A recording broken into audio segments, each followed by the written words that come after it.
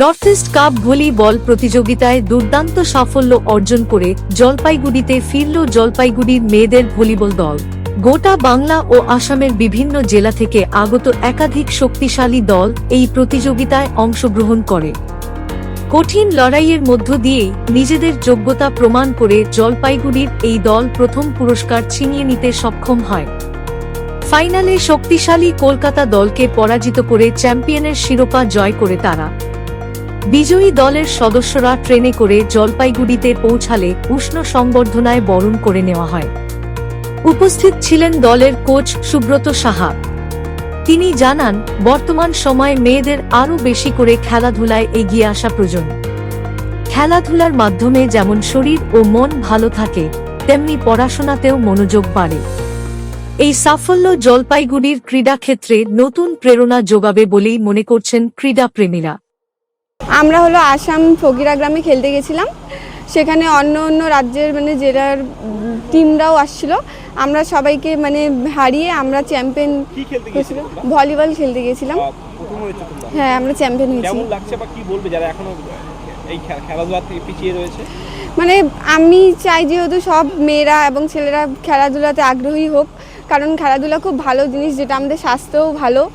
তো আর এটা খেললে মাইন্ডও ফ্রেশ থাকে। তো সবাই খেলবে এবং আমাদের জলপাইগুড়ির নামটা উজ্জ্বল করবে।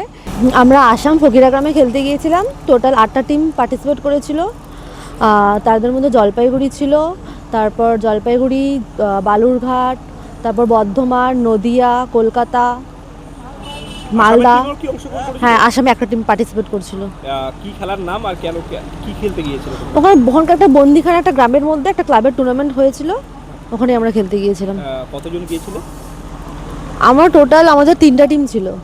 জলপাইগুড়ি? হ্যাঁ। তোমরা কি প্রথম হয়েছো? হ্যাঁ, আমরা চ্যাম্পিয়ন হয়েছি। আমরা জলপাইগুড়ির মাদ্রাসা মাঠে প্র্যাকটিস করি। আমাদের কোচ সুব্রত সাহা, উনি আমাদের প্র্যাকটিস করান। টিম এই বছর প্রথম, এই যে ভলিবল সিজনে প্রথম বাইরে গেল। আমরা প্রচুর বাইরে খেলি, তো আসামে খেলা ছিল, 8 টিমের খেলা ছিল। ওটা নর্থ ইস্ট কাপ ছিল, ইনভাইটেশন টুর্নামেন্ট। আমার 3টা টিম ছিল ঠিকই, ওইদিকে আসাম, মেঘালয় সব প্লেয়ারাই এসেছিল। একজন এক একটা নামে খেলেছে, যেই হোক।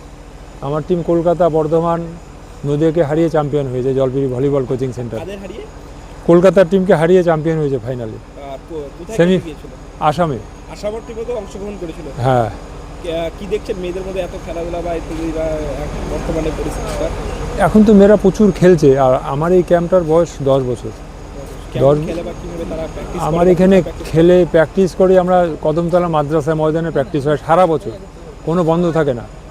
আর আমার এখানে ন্যাশনাল প্লেয়ারও আছে।